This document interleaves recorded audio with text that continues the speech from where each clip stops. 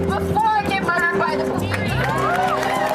There's a large conversation to be had about queer and gay people of color, and we experience a different set of circumstances under which to either come out or live your life openly, or different challenges. We have straight community, we have the bi community, we have gay community, we have the trans community. So if we don't respect ourselves as a community, how anybody else is going to respect us first? You cannot pick and choose what people matters to you. When you say Black Lives Matter, I'm black. Regardless of what I am black.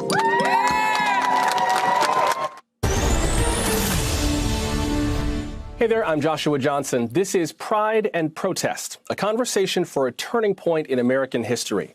Social justice warrior had become something of an insult. Now it seems that millions of us are eager to enlist. How did that happen? The killing of George Floyd by a Minneapolis policeman was the flashpoint. It united Americans like never before. People from every walk of life walked for each other's lives. In one voice, they warned their elected leaders, no justice, no peace. The movements for racial justice and for LGBTQ rights have always been linked. Black Lives Matter is just the latest example. 2020 marks 50 years since New York's first Gay Liberation Day march after the Stonewall riots. The people who fought back could have been fired from their jobs if they got outed. Now, the Supreme Court says that kind of job discrimination is illegal. And what is that ruling based on? The Civil Rights Act of 1964, a law passed 5 years before Stonewall, focused on racial discrimination. The court confirmed that it also encompasses sexual orientation and gender identity. But that's the thing. When it comes to the fight for equality, we are, and have always been, directly connected to one another's progress. Who do you think laid the groundwork for Stonewall? Trans women of color like Marsha P. Johnson and Sylvia Rivera. They were among the prime targets for police departments and their vice squads.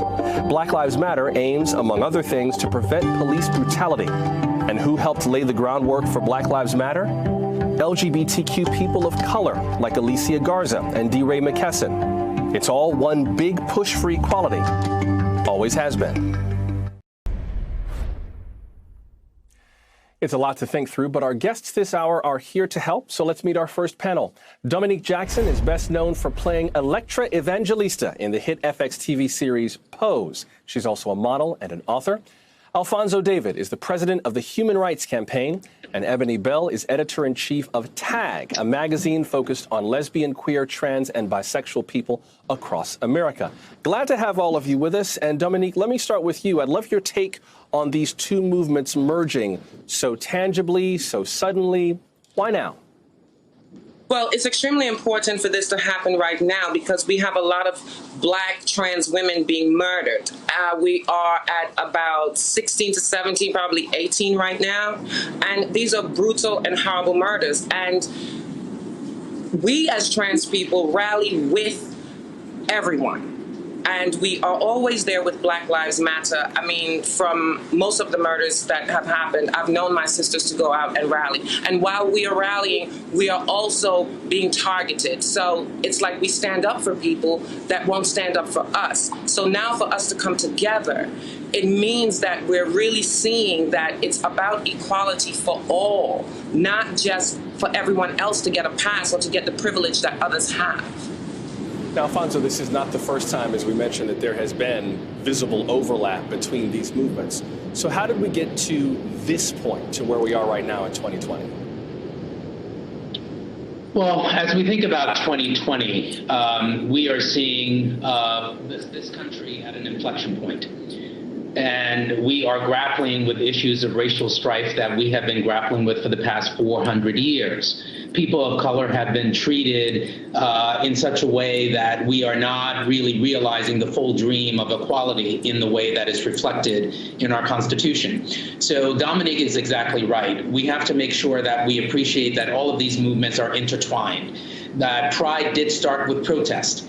that Black and Latinx transgender women fought against police brutality, fought against oppression, and that's why we have the modern civil rights movement for LGBTQ people.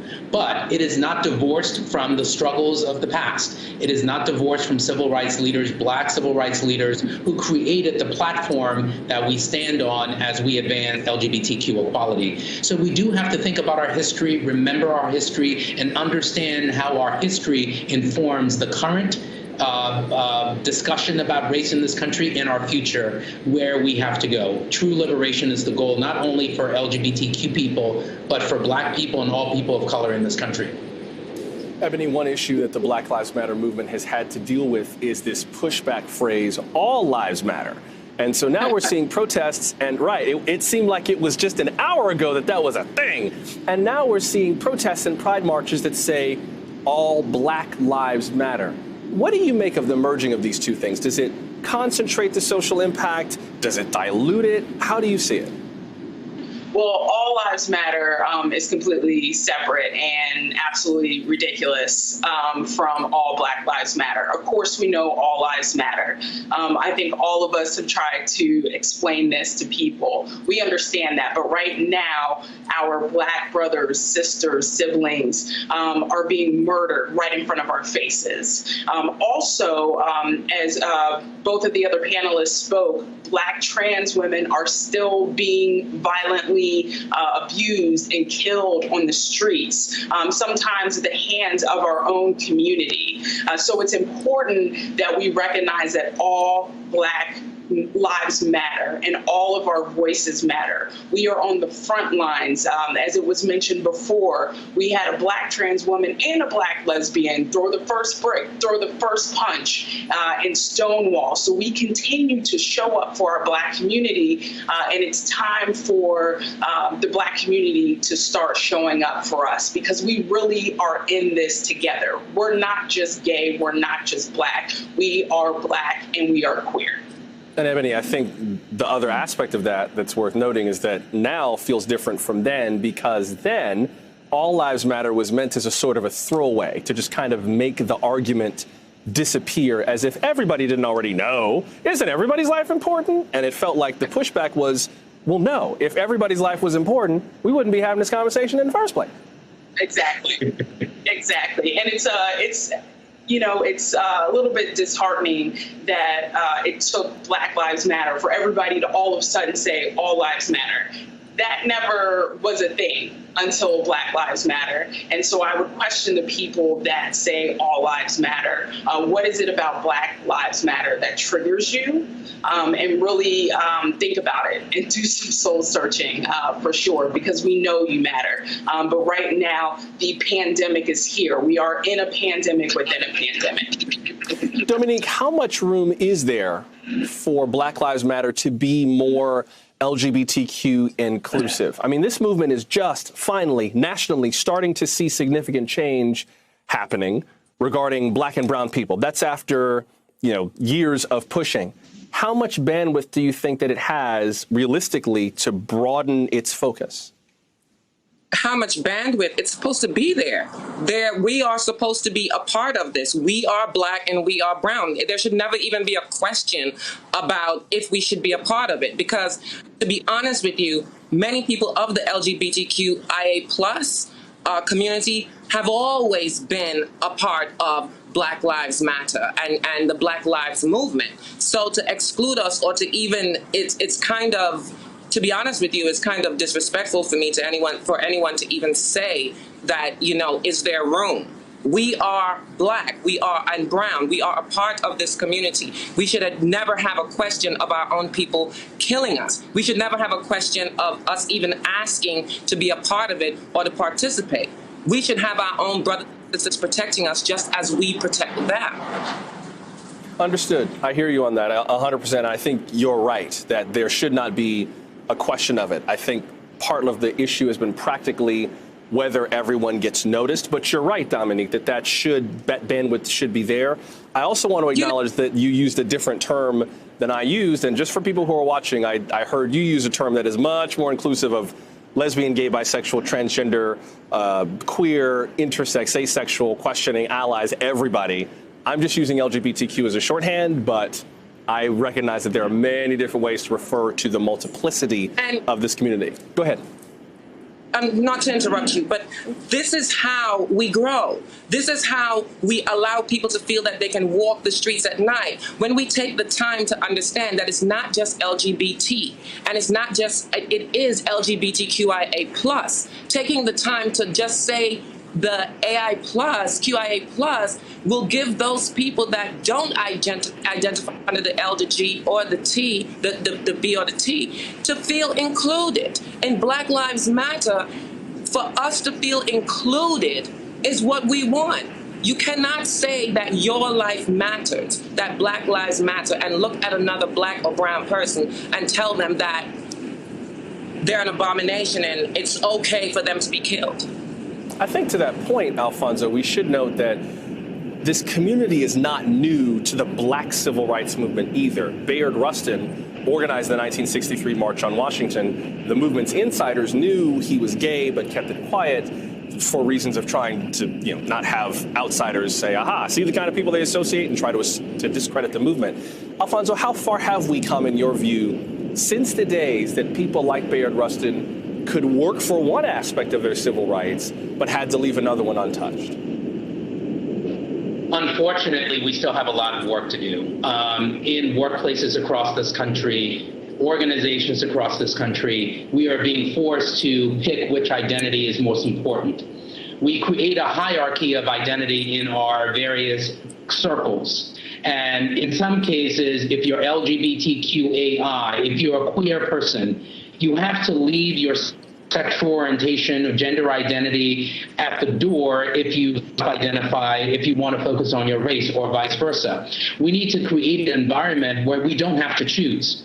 I don't choose my race as being more important than my sexual orientation, than my gender identity. Those identities are critically important to who I am as a person. And we need, as a society, to recognize identity and not assign value on certain identities and devalue others. Bayard Rustin is a perfect example. He was one of the architects of the civil rights movement, and specifically the March on Washington. And some don't know that. As we celebrate Pride, some people don't know that we have the modern LGBTQAI civil rights movement because of Black and Latinx transgender women who fought against police brutality. So we do have to think about deconstructing this hierarchy of identity. We have come a long way, but we still have a lot of work. We saw a few shots of Pride celebrations. Before I ask you about that, Ebony, could I just get your sense, since we're talking terminology, what is your sense in terms of the way that we refer to one another? I see where Dominique is coming from 100%. I hear Alfonso use a slightly different term. I, as a journalist, tend to follow journalistic conventions where we tend to use either LGBT or LGBTQ just for sake of brevity. How do you see it, Ebony?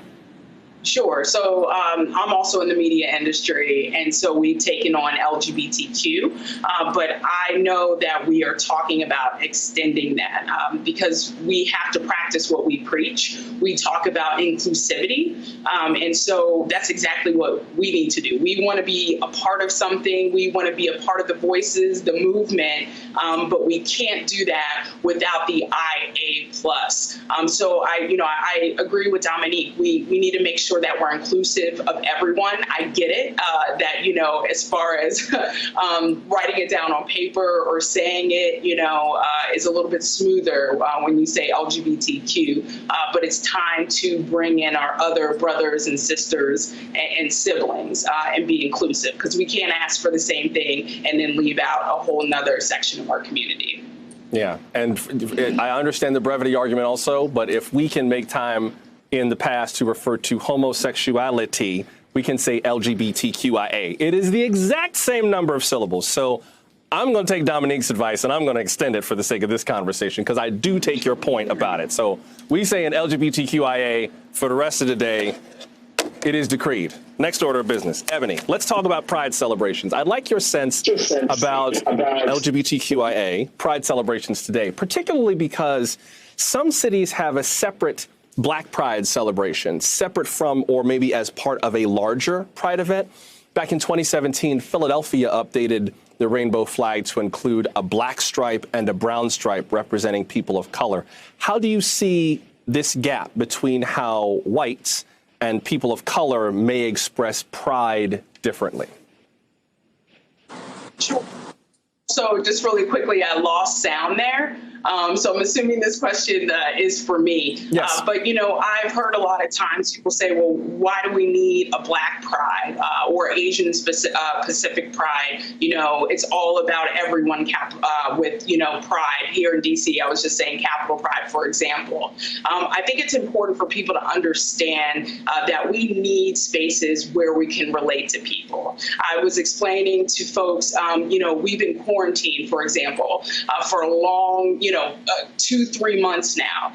And we've been inundated with negative news and images and administration that, you know, is anti-LGBTQ. And that's all we're seeing. And one of the things that we're missing are self-affirming spaces. Again, it goes back to, of course, all prides matter. But we need to make sure that we have that self-awareness and also that self-affirming space. And that's what Black Pride does for Black queer people. There are just certain things that we deal with that are a little bit different than other people. And it's important that we have that space to communicate that. Dominique, what do you think Pride should look like going forward? 50 years ago, it was a liberation march, a protest. Today, it's a Pride parade, mostly a celebration with some major companies either participating or sponsoring. These days, we kind of highlight, you know, we're just like you, we're just like everyone else, we're from your community. Then it was, we're here, we're queer, get used to it. I see the merits of both, but what would you, Dominique, what would you like to see the future of Pride look like? Well, for Pride to look like something that I would be 100% about, it would have to include the transgender community in a greater way. I believe that Pride has now not realized that in order to be proud, you have to have something to be proud about. And if your life is still marginalized, how are you going to go out there and support a movement that is not even realizing that you're there? Is not even realizing that your needs are not met, is not even realizing that you're dying every day. You know, so for me, Pride has to be more inclusive. Pride has to step away from the financial look and aspect of it and come back to where it's about having people that are so proud of who they are unapologetically because they feel a whole from the inside. Finally, for everyone, before we let you go, in one sentence, just one sentence, if there was one piece of advice that you would have given your younger self to prepare them for whatever 2020 is right now, what would that one sentence of advice be? Alfonso, let me start with you. One sentence of advice to your younger self. Never give up, never forget. Ebony? Stay strong and stay vigilant. Dominique? Get the shoes, baby, get the shoes and stand on their necks till they respect you. And Alfonso, we had a little audio issue the first time. Repeat your sentence, if you would, please, before we go. Never give up and never forget your capacity. That is Alfonso David of the Human Rights Campaign, Ebony Bell of Tag Magazine, and Dominique Jackson of Pose on FX TV. Thank you all very much for being with us. Much appreciated. Well, much more to discuss as we continue. As you heard Dominique mention, a number of transgender and gender nonconforming people have been killed this year in the U.S. 15 so far, according to the Human Rights Campaign. We say at least 15 because oftentimes these stories just go untold, or the victims are misgendered with autopsies that use their birth name rather than their chosen identities. Doing that is known as dead naming. Here is a look at them as they were in life.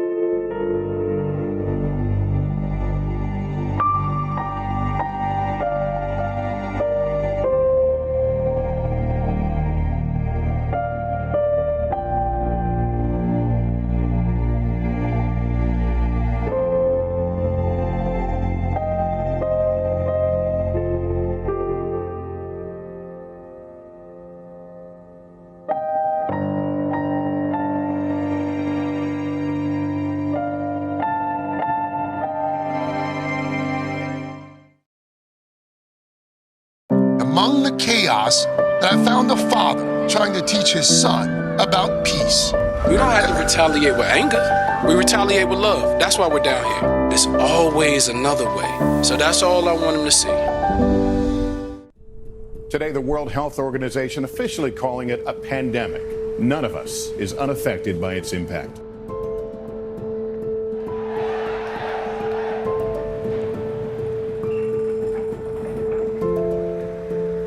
We're going to try everything that we can to keep life as normal as possible for everybody. If it gets into an environment like this, it's going to spread like rapid fire.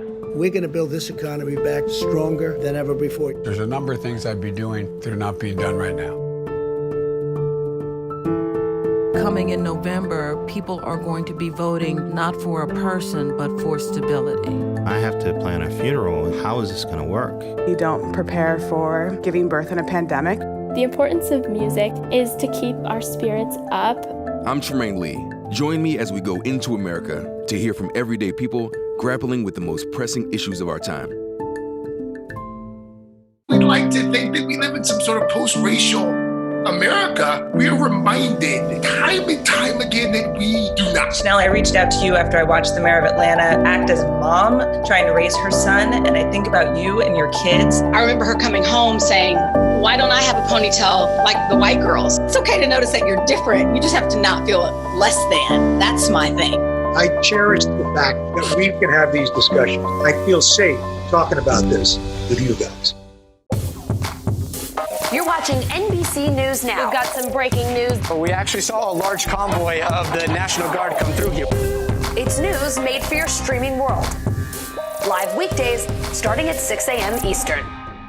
A virus that knows no borders. A real catastrophe happening here in Brazil before our very eyes. Our global fight against it unites us. Here in Mexico City, the people I spoke to said if they don't work, they're not going to be able to feed their families. Our NBC News and Sky teams are on the ground, learning from where it's been. The South Korean government is bringing students back over the next couple of weeks in stages. So that you can better understand how it will impact us here. Life across Italy is back to normal. It just doesn't look like the same normal as before. The only thing we have to fear is fear itself. These are the United States, a united people with a united purpose.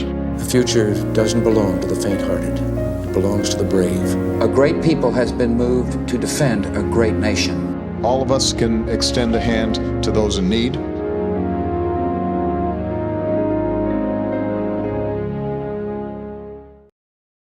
To be black and to be queer right now, to me is beautiful, but it is also hard. Being born an African American woman has exposed me to a world of hatred, misunderstanding, and exploitation. Quite often I can really show up as, a black man, but it's hard to make people understand my experiences as a gay man.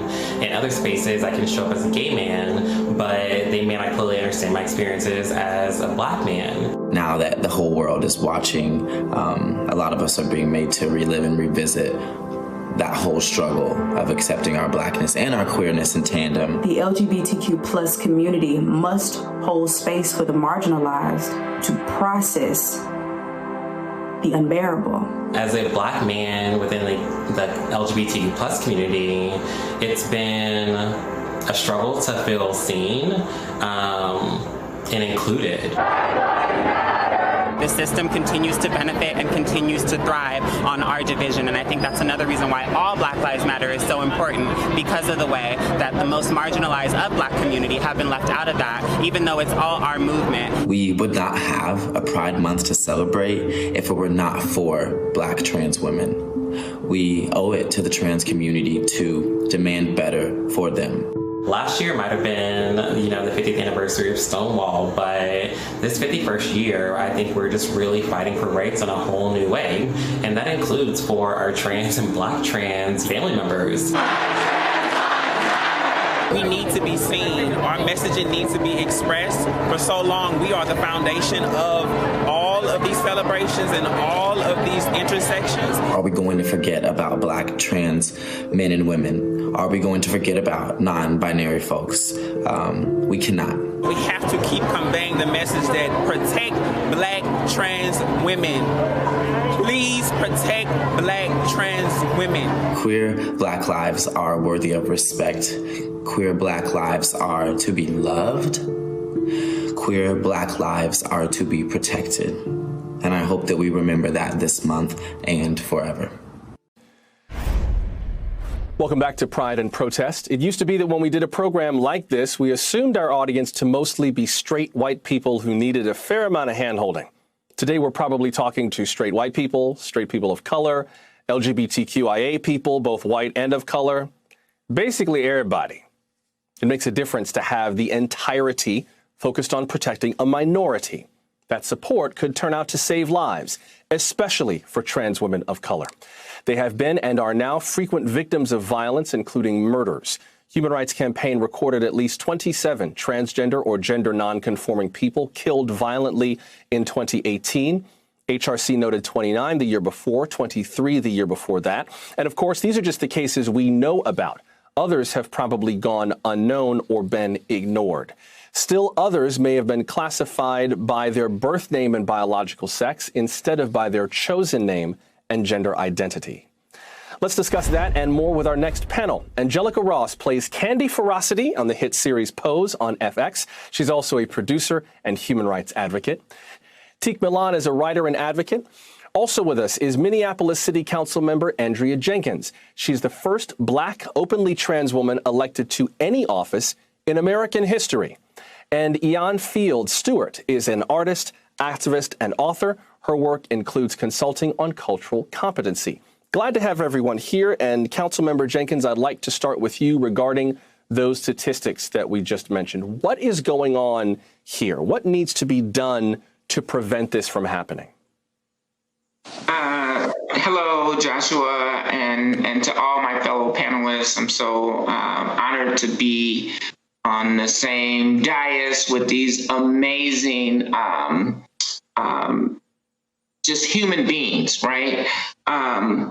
What needs to be done in support of Black trans lives is the continual lifting up of the narratives of Black trans and gender nonconforming identities. I think just this past Monday, the Supreme Court making it illegal for transgender identified and more broadly LGBT identified folks to be able to work in the workplace is an important first step. We need Congress to pass an Employment Non-Discrimination Act so that we can have full rights in the workplace as human beings, as American citizens, as people contributing to the narrative that is America. We need organizations to contribute money to support Black trans lives and Black trans activism. And we need to be talking to Black trans men and women about what they want to be done. Teak, how accepted have you felt as an LGBTQIA person in the Black community? Does it feel like you're kind of straddling two worlds at once sometimes, or do you feel mostly welcome? Well, I have to say this. My position is different as a transgender man. As a transgender man, oftentimes people don't necessarily read me as transgender, which offers me a level of autonomy and safety that sometimes trans women don't get. And oftentimes that is because what happens is we are more inclined to investigate femininity and investigate women in a way that we don't do with men. We're always looking for the performance of femininity, where we're looking at being a masculine person as just being a masculine person. So I don't have to deal with a lot of scrutiny, but I will say this, that I'm very cautious about when and where I disclose that I'm a trans person. And that is unfortunate. And it's not just in the Black community, but just in the world generally. I have to be very cautious about who I tell I'm trans, and at the same time, making sure I am showing up for trans people, particularly Black trans women, when I see violence happening, when I hear violence language, and figuring out how to intervene as a bystander when I need to. T, can I expand on that question a little bit? When you say you have to be mindful about how you present yourself in the world. How much of that, if any, has to do with the kinds of stereotypes and expectations and images that Black men, regardless of their gender identity, face from the wider society? I mean, I have to be mindful to an extent as a gay Black man about how I present myself, but I know I could pass. Like, if I never told anybody I was gay, they would never ask. So for me, the narrative is different, I'm guessing, than it is for you. I think it's different. I think there's also similarities, because what it gets down to is this idea that as a Black man in the world, you can only look one of two ways, right? Or you really only look one way. It's only just being hyper masculine, and that you're only allowed to have a couple of emotions, whether they just be like lust or anger. And anything outside of that is going to call into question your masculinity and your manhood. And when that starts to happen, that's when people get violent. When people feel threatened by you presenting yourself as a different type of man, as you being a man who is proud of his softness or his gentleness or his emotions, people are really threatened by that, and this is when violence happens to people. So that's what I say. I have to be cautious about how I present myself. And sometimes, yes, it is performative, but it's like, do I have to put on certain performances around certain people in order to preserve my life? And the answer is yes. Angelica, I see you nodding to that. What's on your mind with regards to that? Well, like Teek said, and first of all, thank you for having me on here and just providing the space, because as I'm looking at the panel here, like, these are all my friends. These are all people that I know and have been in the movement with. And so these are the voices that, you know, people should be hearing from. What I'm thinking about is, as a Black trans woman, who has gained a certain level of privilege with my access to Hollywood and being on television, there have come certain privileges with that, but I've come to understand that my privileges, whatever they may be, will not protect me, because when I am out on the streets, I have had moments where I am being, like Teek says, like surveillance. My femininity and the performance of it is being surveillance as I walk into the corner store, or as I walk down the sidewalk through a group of Black men who go from catcalling me to examining my femininity just a little bit closer, and then saying, wait a minute, that's a man. And all of a sudden my heart rate goes up, and I'm not sure if those are the last words that I'm going to hear. And can we just be clear, and then Ian, I do want to come to you, but can we just be clear for people who are watching this, you know, the person on the left of your screen is a trans woman. That is not a man. That you identify people based on how they identify themselves. That's why it's called identity. It's how I see myself. So can we just nail that down for everybody, please? This has been a public service announcement. Ian, I think it's fair to say that many Black households tend to be more socially conservative, at least when it comes to issues of LGBTQIA acceptance.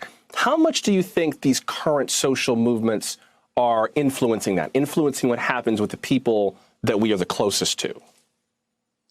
It's interesting. I think that in many ways we forget the indigeneity of queerness, and therefore we sort of erase the fact that that Black transness has existed for far longer than we've had language for it. So I guess that my reaction to that is that perhaps we're expanding the narrative of what family looks like when it comes to Blackness, both including chosen family as well as including biological family, but also recognizing, right, that in the Black communities that I've operated in, you know, in the Black communities that I've seen, there's always that person, that auntie, that uncle, that, you know, that someone, whether it be like, you know, the head of the music director at the church, you know, there's always someone who's in the community who's got just like a little extra sugar in the tank, or a little, you know, whatever words that we use. And so I think there is an indigeneity to queerness and Blackness that we're not quite ready to talk about yet.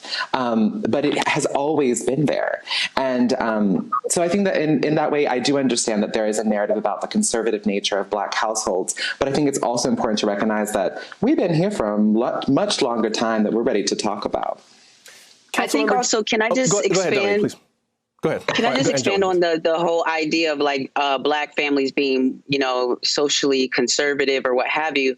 I just want to point out that I think that this is rooted, again, in white supremacy, and to call, you know, sort of the roots what they are, because I know that what's really happening is that so many mothers and fathers are so concerned about their Black child's safety, cis or trans. That's why every Black child gets a talking to about how to survive in America, what not to do, how to dress, how to talk, all of these different things. And that extends to the LGBTQ community. They tell us, why would you want to put one more layer of oppression or one more difficult thing to get into this world? Don't you know how the world is going to treat you?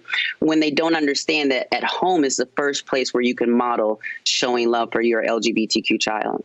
And for those who are watching who are still kind of new to these issues, I should just note Angelica used that term cis or trans. She's referring to cisgender, CISGENDER. You are cisgender if you're a biological sex at birth and your gender identity today match. I was born male. I identify as a man, so I am a cisgender man.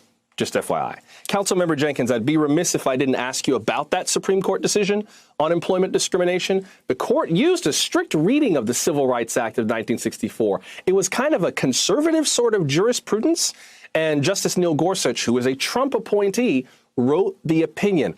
How big a deal is that ruling in your view? How far does that take us? You mentioned earlier that you think we still need an Employment Non-Discrimination Act in addition to this ruling. You know, I think it's a huge step forward, right? Because what it says is the law is the law, regardless of religious feelings or conservative leanings. They are interpreting the 1964 civil rights law as it is written. And so that does give some, I think, confidence in the Supreme Court, in the laws that govern our society. But still, I think we need more. We need that Employment Non-Discrimination Act from Congress in order to have laws that can be enforced by various communities and the agencies that are charged with enforcing that. You know, I want to just go back to this issue around the Black community. And, you know, I have been on the front lines for Black liberation for as long as I can remember. However,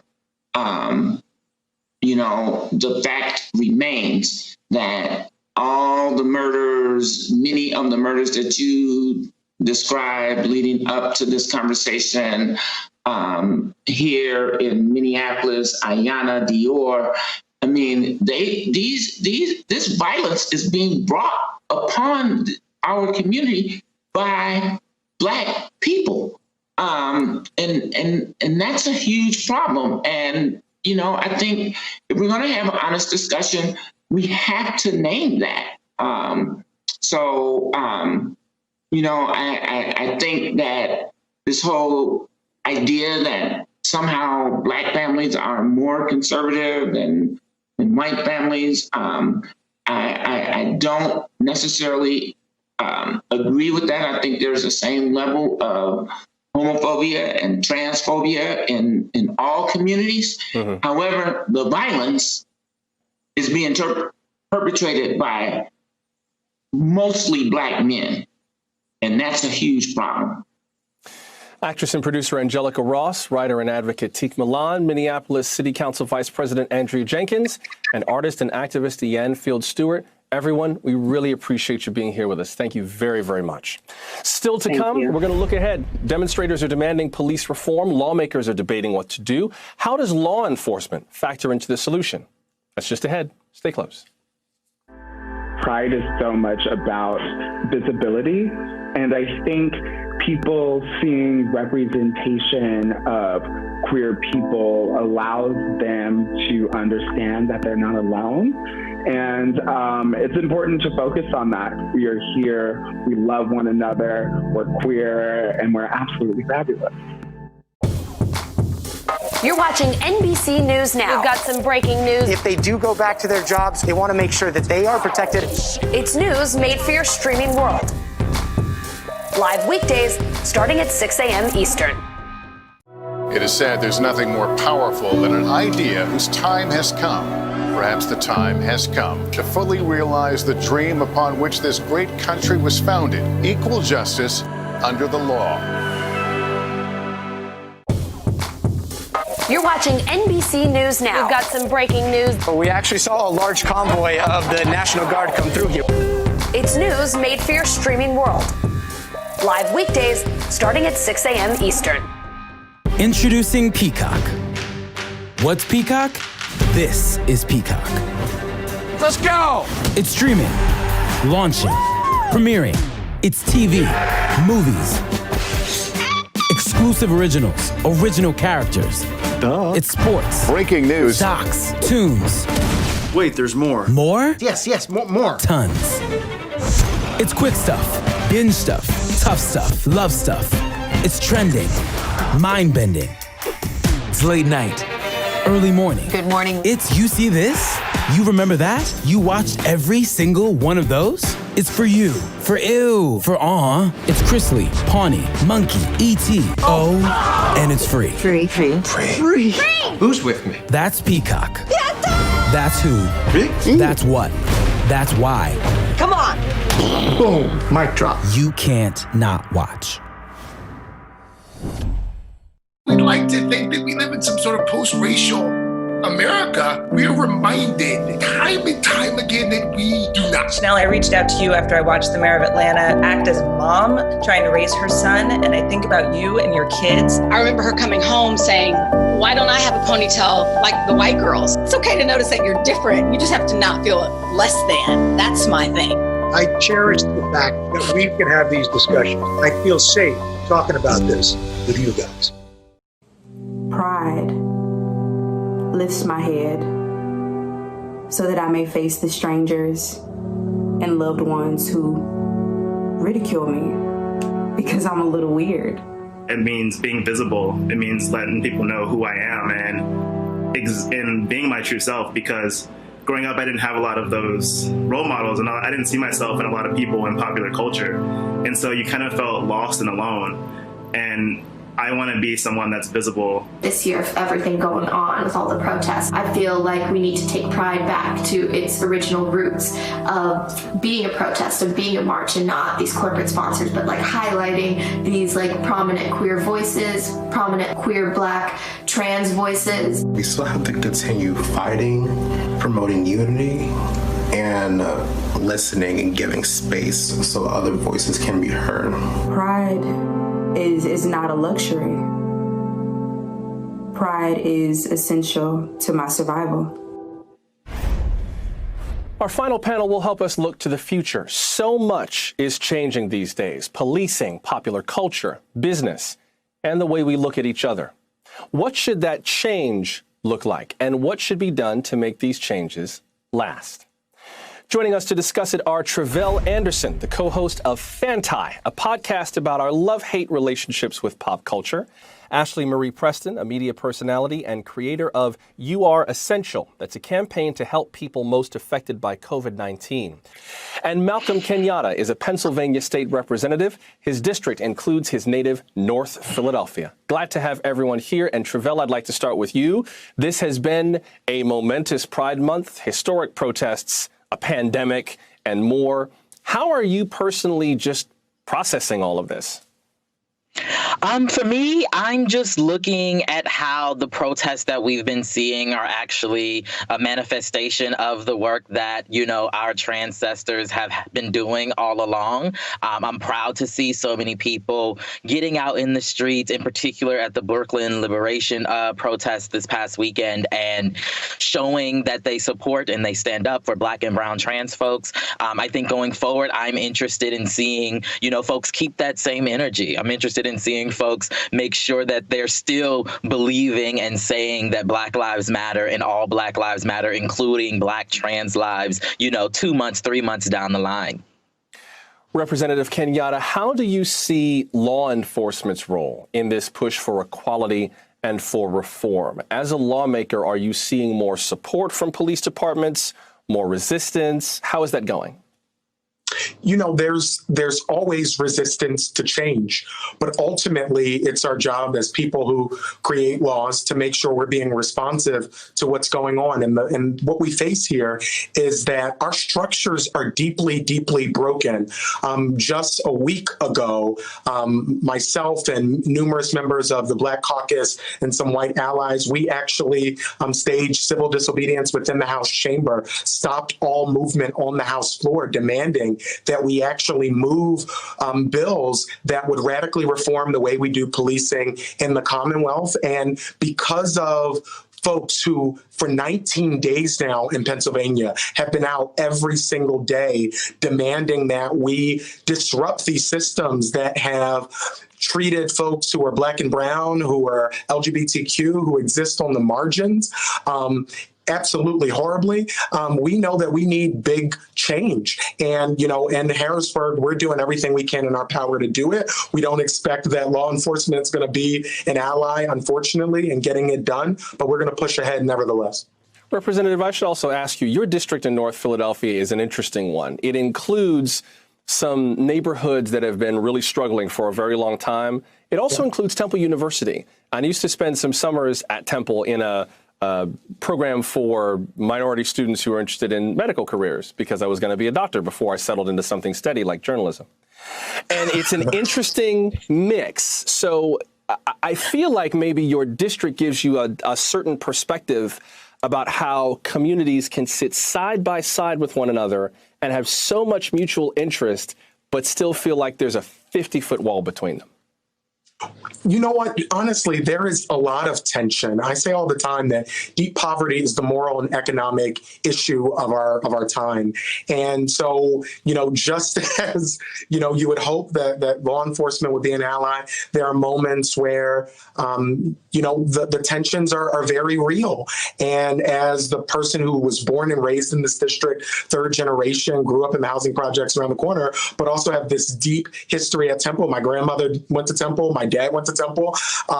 And so there certainly is a balance. But at the end of the day, the folks who live in this community, who are invested in this community beyond 4 years, it's their lives that really ultimately need to be centered. And that's what I do in my work. Ashley, how do you see the allyship of the LGBTQIA community to Black Lives Matter right now? It seems to have taken this quantum leap in the last few months. Well, that's interesting. I don't know that it's quite a quantum leap as much as it is people not knowing that Black liberation and queer liberation are linear, and they're definitely linked. The leadership of Black Lives Matter, they are Black queer women. And so I think that one thing that we can agree on is that state-sponsored violence and law enforcement have been an impediment to our ability to thrive. And so when we have conversations around what it means to defund the police and reinvest in the communities that have been fragmented by these systems, it's a conversation that we should all be able to come to the table together and discuss. Why do you think, Ashley, that there's been that lack of awareness of who all has been at the foundations of these movements? Is it willful ignorance? Is it just what's underlying that? I think it could be all of the above. And then there also seems to be an urban myth within the Black community that somehow Black, trans, and queer folks are immune to the toxicity of white supremacy, and that we're sheltered by the politics of the LGBTQ umbrella. And so 52% of LGBTQ people of color, according to a report by the Southerners on New Ground and the Transgender Law Center, said that they'd experienced high levels of violence by law enforcement. And so as we continue to see law enforcement take Black lives with impunity and not be held responsible, we're also seeing disproportionate violence within the LGBTQ community toward Black lives. And so I think that there are people who know, and then there are some who don't know. Travell, lately a number of companies have expressed their support of both Black and LGBTQIA rights struggles. Some have made policy changes, including the hookup app Grindr. This month, the company said it would remove a function that lets users filter out profiles by ethnicity. I think some people were surprised that Grindr even had this feature. What do you make of this? It feels like one of those realizations that, that Ashley was just talking about, that some LGBTQIA people may have about just how deeply prejudices can run within a community that claims to embrace everyone. Well, the whole idea of kind of racial preference, racial discrimination within the LGBTQ community is not new. And Grindr has known that for as long as it's been in existence. And so I see that this particular move, it's just kind of lip service in this particular moment. They could have removed it a long time ago. We didn't need to witness, somebody with a knee on the back of their neck in order for us to be moved toward this type of movement and type of change. Companies like Grindr, who perpetuate a lot of ways, some of the systemic racism, some of the oppression that LGBTQ people of color experience within the community. There's so much more that they could be doing with the technology, with the data that they have, with the money that they have, and this particular move is really empty to me.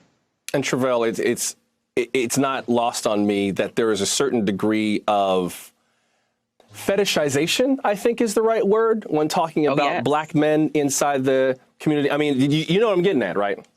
Oh, very, very much so. I mean, many of us within the community, we've heard, the no fats, no femmes, right? So there's an anti-fat and anti-femme conversation to be had. There's also the no Blacks, no Asians, all these other ways in which members of the community, primarily white members of the community, further otherize and further marginalize those of us who are at the intersections of a variety of identities. So like I said, it's not a new conversation, and I'm looking to Grindr, to Jacked, to the other apps to do more.